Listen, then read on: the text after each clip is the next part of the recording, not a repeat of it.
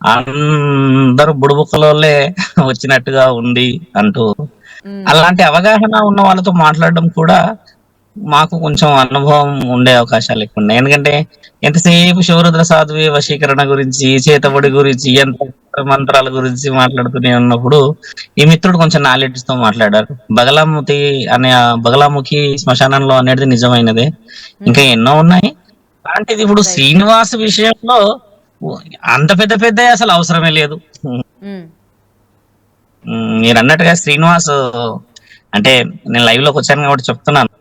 హ్మ్. శ్రీనివాస్ ఒకవేళ వింటే ఆయన గారికి చెప్తూ ఉన్నాము. వాడు, వీడు అని ఏదో మాట్లాడుతున్నాడు ఇందాక. గాలిలో ప్రయాణం చేస్తూ కార్‌లో నుంచి వీడియోలు, ఆడియోలు రిలీజ్ చేయడం కాదు. హ్మ్. ఒక అమ్మాయి ముందుకొచ్చినప్పుడు బాధ్యతాయుతముగా ధర్మశాస్త్రం ప్రకారంగా కలిసి ముఖాముఖి ఉన్నప్పుడు వాడు, వీడు అనన్న మాటకి అర్థం ఖచ్చితంగా చెప్పాలి. హ్మ్. నోరున్నది గదా అని చెప్పేసి మనిషి ముందు లేకుండా వాగడం అలవాటయిపోయి, ఆ రాజేష్ నాథ్ అఘోరి దగ్గర ఈపంతా విమానం మూత మోగించుకొనొచ్చాడు. వీపంతా పగిలిపోయిందక్కడ. ఆ తర్వాత వేరే వాళ్ళు కొట్టారు. ఎక్కడ కొట్టినా, ఏం కొట్టినా కూడా ఈయన గారికి మాటల్లో గురువులు, సాధువులు, సాధకులకి అధర్మానికి అంత శక్తి ఉంటే ధర్మం వైపు తిరుగుతున్న సాధు సంతులందరూ ఏం మాట్లాడాలి? ఆ అమ్మాయంతలా ఆ అమ్మాయే నాకు కమ్యూనికేషన్ ఇచ్చి ఈరోజొచ్చి రుజువులు పెట్టింది. రుజువులు పెట్టిన దాన్ని చూయించడం ధర్మమైనది. మీరు గూడా మీడియా ముఖంగా ఏ స్త్రీ కూడా వచ్చి నన్నిలా చేశాడు అని చెప్పదు. శ్రీనివాస్ నీకే చెప్తున్నాను. ఒక వేశ్య కూడా నేను వేశ్య అని చెప్పదు. బాగా గుర్తుపెట్టుకో. ఒక ఆడబిడ్డ బయటికొచ్చింది అనంటే పరమాత్ముడు పంపిన అణువు. నీ పతనం ఇది. నువ్వు చాలా తక్కువ అంచనేసి మాట్లాడుతున్నావు గదా! చాలా తప్పు. 10,00,000 యోని పూజ చేసుకుంటావని కేసు నమోదయిందంట అక్కడ మంగళగిరిలో. నువ్వు ఏ యోని పూజ చేస్తావో నీకు ఒక విలువ ఏందనేది మీకు చెప్పాల్సిన అవసరం ఇది. కాబట్టేందనంటే శ్రీనివాస్‌కి చెప్తున్నాను. ఫోన్‌లలో నువ్వు మాట్లాడే మాటలకి విలువ ఎప్పటికి రాదు. నరం లేని నాలుక ఏమైనా మాట్లాడుతది. హ్మ్. అందరితో మాట్లాడినట్టుగా సాధు సంతులతో మాట్లాడడం తప్పు. నువ్వు చేసిన పొరపాటే అది. నువ్వు ఒక సాధువుగా, ఒక సాధకుడివా, ఒక అఘోరివా, లేకపోతే నాగసాధువా, ఇవన్నీ పెద్ద పెద్ద పెద్ద పెద్ద పెద్ద వర్డ్స్ నీకు. అసలు నువ్వు ఎల్లూరి శ్రీనివాస అనేది అవసరం ఉన్నది. ఎల్లూరి శ్రీనివాస్ అయితే ఇప్పుడు నువ్వు తీసుకో. నీ ఇంటి పేరు నువ్వు కాపాడుకో.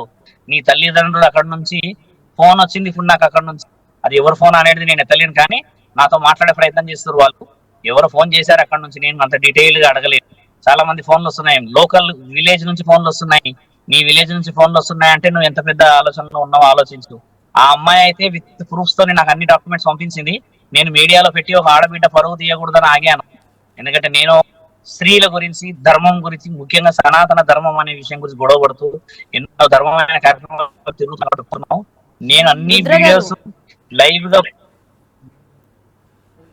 రుద్ర గారు ఏవైతే ప్రూఫ్స్ పంపించింది ఆ అమ్మాయి మీకు అని చెప్తూ ఉన్నారు కదా, పొద్దున్న కూడా మీరు చెప్పడం జరిగింది. మరి ఇప్పుడు వీలవుతుందా ఏమైనా అమ్మాయికి సంబంధించి ఒక పెళ్లి ఫోటో కానీ, లేకపోతే అమ్మాయి ఇంకేమైనా వాళ్ళిద్దరూ దగ్గర ఉన్నా, లేకపోతే కుటుంబానికి సంబంధించిన ఫోటోస్ ఏమైనా వాళ్ళతో దిగినవి కానీ ఏమైనా ఉన్నాయా ప్రూఫ్స్? ఎందుకంటే అఘోరి శ్రీనివాస్ కూడా ప్రశ్నించాడు, ప్రూఫ్స్ ఏమైనా ఉంటే బయట పెట్టమను, ఇలాగ నా మీద అబండాలు వేస్తే నేను ఒప్పుకోను అని చెప్పి కూడా తను కూడా వీడియో రిలీజ్ చేయడం జరిగింది. మరి ప్రూఫ్స్ ఏమైనా బయట వీడియో పెడతారా రిలీజ్ ఇప్పుడు? చేయాల్సిన అవసరం ఏంది నీకు? ఆ అమ్మాయికి ఏ సంబంధం లేదు అని చెప్పడానికి లేదు. ఆయననే చెప్పిండు నేను లవ్ యూ అని మాట్లాడతా, భర్త లేడని మాట్లాడింది, భర్త లేకుండా నా దగ్గరకు వచ్చిందని ఇన్ని మాట్లాడేసిన నీవు ఆ అమ్మాయిని శారీరకంగా ఇబ్బంది ఎలా పెట్టినావు? నాతో పర్సనల్ గా మాట్లాడింది ఆ అమ్మాయి. నిన్న మొన్న 3 రోజుల నుంచి నాతో మాట్లాడుతుంది కదా. నీకు అన్ని చూపించాల్సిన అవసరం లేదు. నేను దిగజారినోని కాదు నీలాగా. ఆ అమ్మాయికి మాటిచ్చిన అమ్మ నీ మీద అపవాద పడితే నా తండ్రి పరమశివుడి మీద అపవాద పడ్డట్టే నేను ఒక శుభభక్తుడని నీకు న్యాయం, నిర్ణయం, ధర్మాన్ని నేను నీ ఒడిలో పెట్టి పంపిస్తామా అని చెప్పిన. శ్రీనివాసు ఈ రోజు నేను ఏదో మాట్లాడేసిన, ఆయన ఏదో మాట్లాడేసిన అని విర్రవీగుతున్నాడు కదా, చాలా తప్పది. ఎన్నెన్నో విషయాల్లో సమాధానాలు చెప్పాల్సిన అవసరం ఉన్నది. ఇప్పుడు నాకు ఇంకొక ఇన్ఫర్మేషన్ కూడా ఏమొచ్చిందనంటే అమ్మా, అదేదో విషయం వచ్చింది, కొంచెం పెద్ద ఇన్ఫర్మేషనే అది. ఆ పెద్ద ఇన్ఫర్మేషన్ నేను మళ్ళీ మాట్లాడతా. ఆయనకు కూడా తెలవాల్సిన అవసరం ఉంది. ఆ విషయాలు ఎక్కడెక్కడ నుంచి ఉన్నాయి, ఏమేమి ఉన్నాయి, బినామీల నుంచి ఎక్కడెక్కడ ఏమున్నాయి, ఈ డీటెయిల్స్ అన్ని నాకు ఫోన్లు చేసి ప్రత్యేకంగా చెబుతున్నారు. నేను అన్ని విషయాలు బయట పెట్టదలుచుకోలేదు.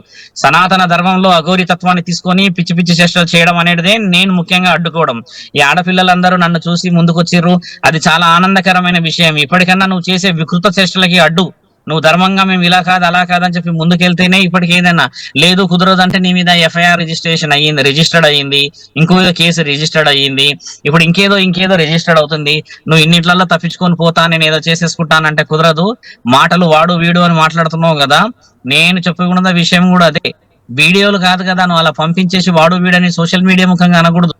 ముందుకు వస్తావు కదా మాట్లాడినప్పుడు ఎవడో అప్పుడు తెలుస్తుంది. నువ్వు అలా మాట్లాడేసేసి నిన్ను దిగజారుకున్నట్టుగా నేను ఒక మాట మాట్లాడి నేను దిగజారను.